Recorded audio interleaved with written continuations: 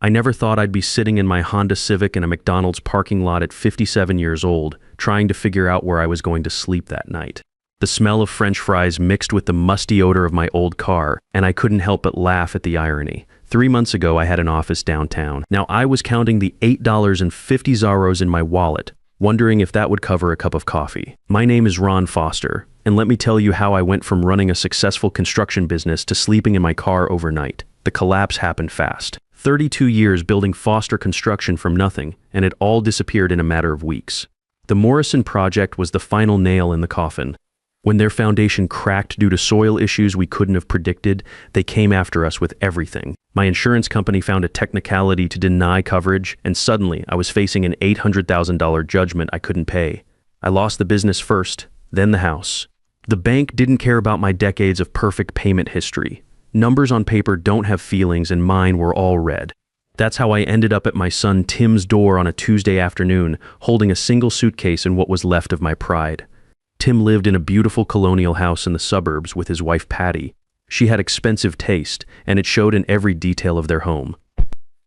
"Dad," Tim opened the door looking surprised. "I thought you were coming this weekend." "Plans changed," I said, trying to keep my voice steady. "Is now a bad time?" Before he could answer, Patty appeared behind him. I'd never been her favorite person, but the look she gave me that day was different. It wasn't just dislike, it was something closer to disgust. "Ron," she said, my name sounding like a burden. "Tim told me about your situation." I shifted the suitcase to my other hand. "I was hoping I could stay for a few days, just until I get back on my feet.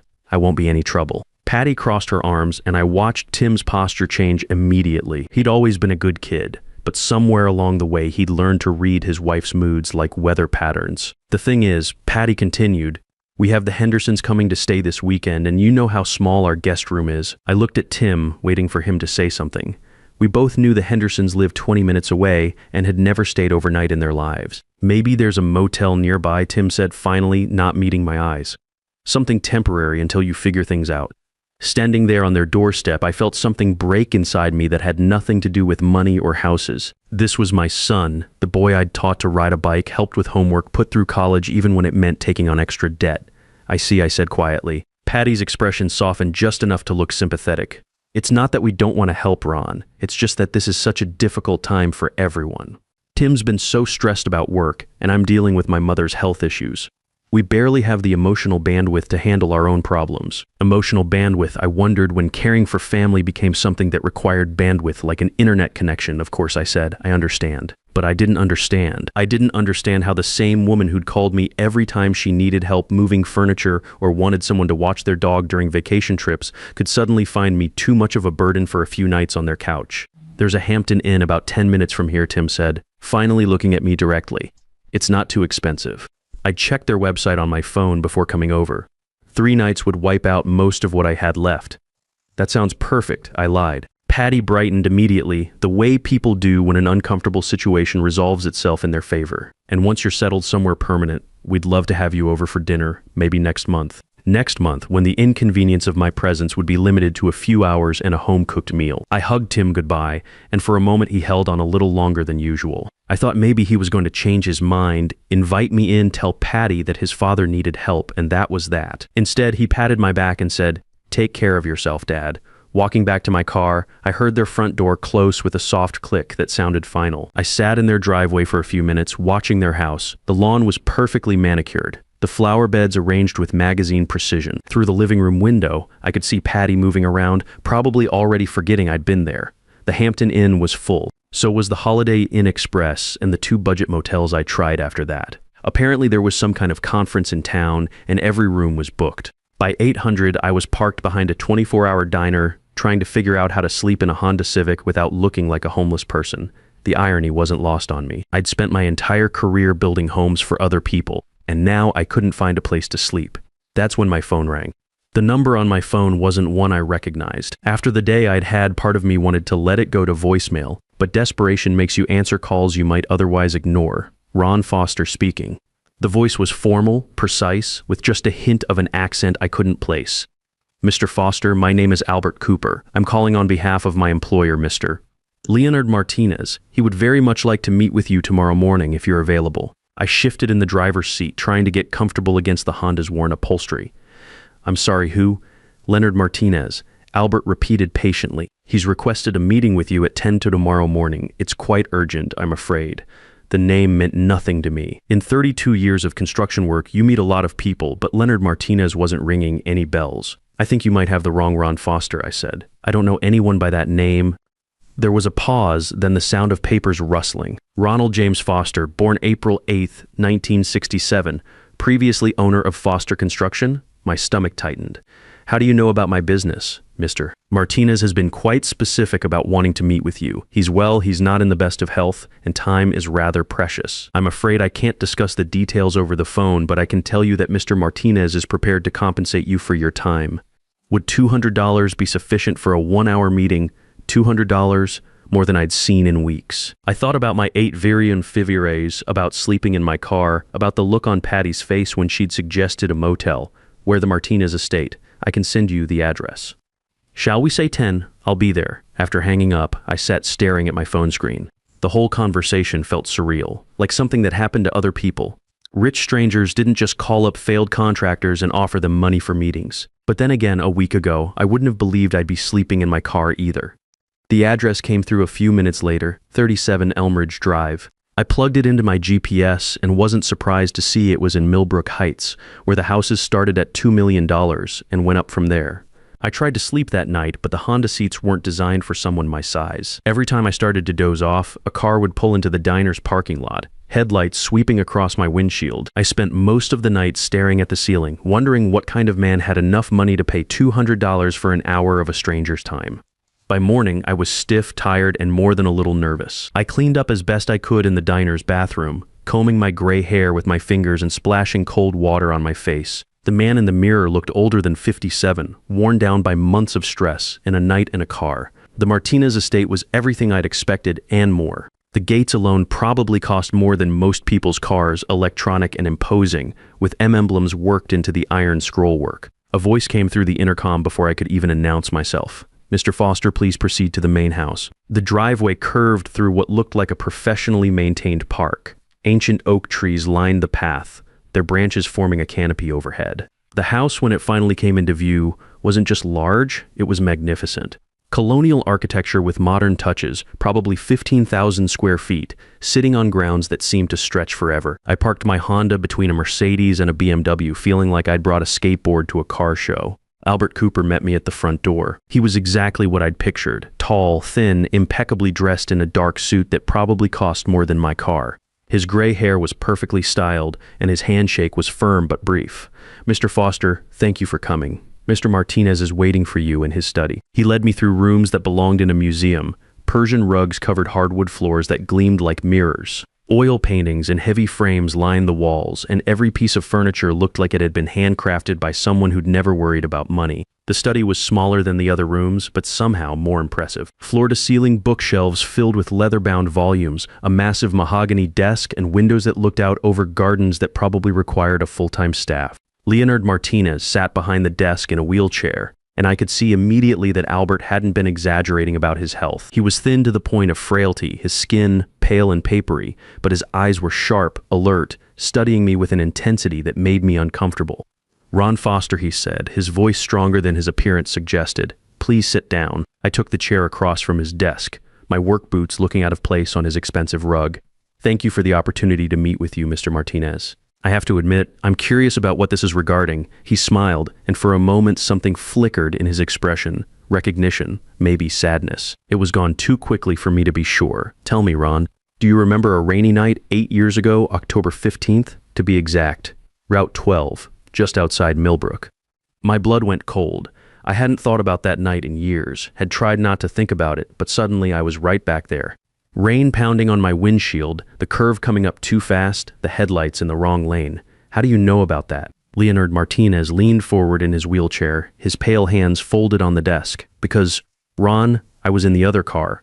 The words hit me like a physical blow. I gripped the arms of the chair, my heart pounding as that night came flooding back in vivid detail. The rain, the screech of brakes, the sickening sound of metal against metal. I'd tried so hard to forget, but some memories refused to stay buried. You were in the BMW, I said slowly, the one that went through the guardrail. Yes, that was me. October 15th, 8 years ago. I'd been driving home from a job site, exhausted after a 14-hour day trying to finish a kitchen renovation before the weekend. The rain had started around sunset and hadn't let up. Route 12 was always dangerous in weather like that, with its sharp curves and steep drops, but I'd driven it 1,000 times. I was coming around the bend near Miller's Creek when I saw the headlights.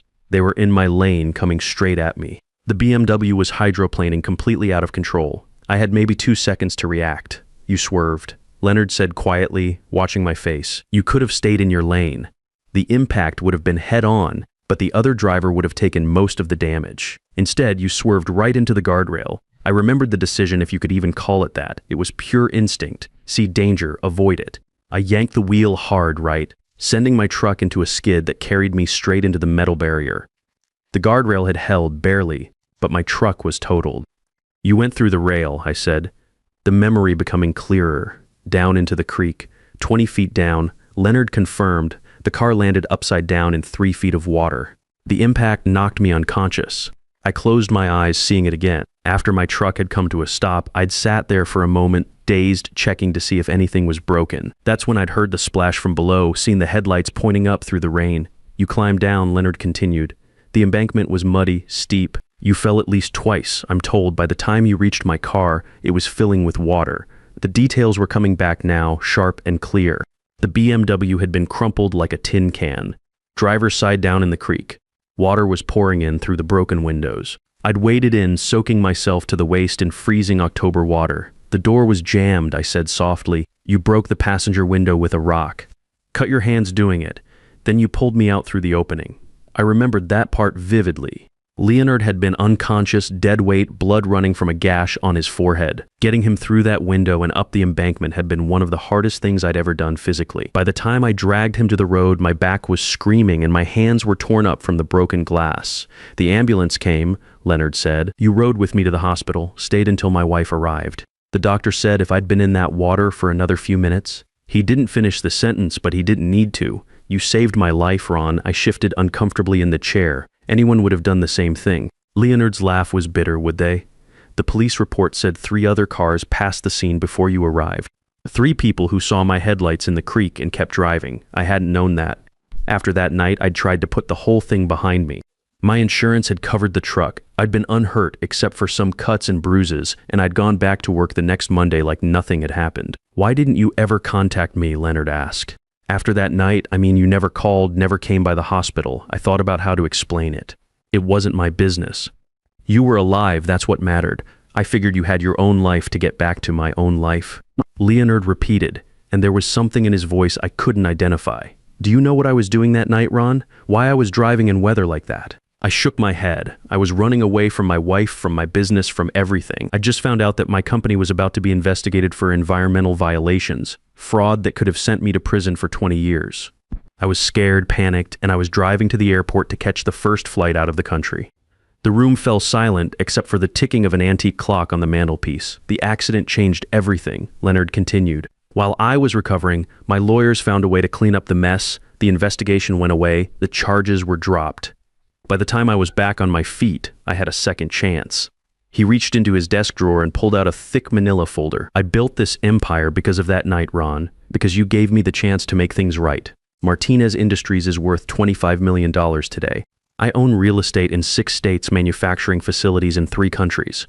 All of it exists because you pulled me out of that creek. My head was spinning. I don't understand why you're telling me this. Leonard opened the folder and spread several documents across his desk. Because I'm dying, Ron. Pancreatic cancer. The doctors give me 2 months, maybe 3, and before I go, I need to settle my debts. He pushed one of the documents toward me. It was covered in legal language I didn't understand, but I could make out enough to see dollar amounts with a lot of zeros. This is my will, Leonard said. As of yesterday, you are the sole beneficiary of my estate.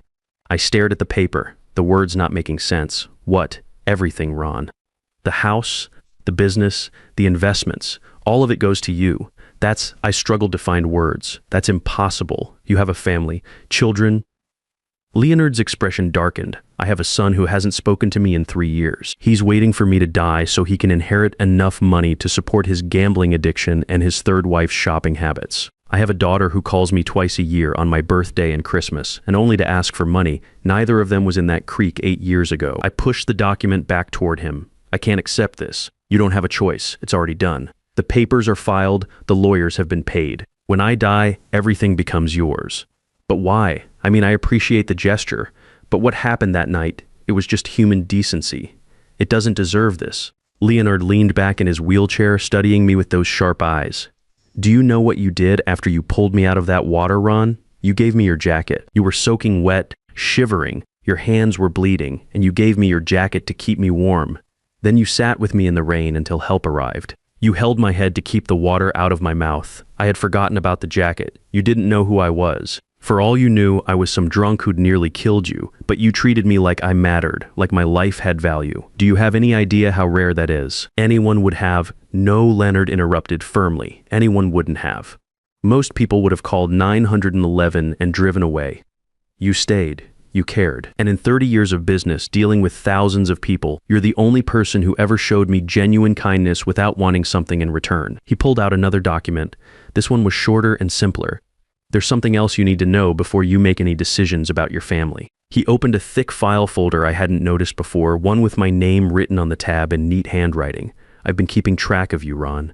Not in a creepy way, he added quickly, seeing my expression, but I wanted to know how you were doing, whether you needed anything. I hired a private investigator to do periodic financial and legal checks, all within proper legal boundaries. My stomach clenched. What kind of checks? The last report came in 2 weeks ago. I know about your business, about the lawsuit, about losing your house. I know you went to your son for help. Leonard opened the file and pulled out several photographs. They were surveillance shots taken with a long lens. Me standing on Tim's doorstep, Patty's face in the window, me walking back to my car. My investigator also gathered legally obtained financial records and public documents. Your son and his wife are in serious debt. He pulled out another document with Tim's name at the top.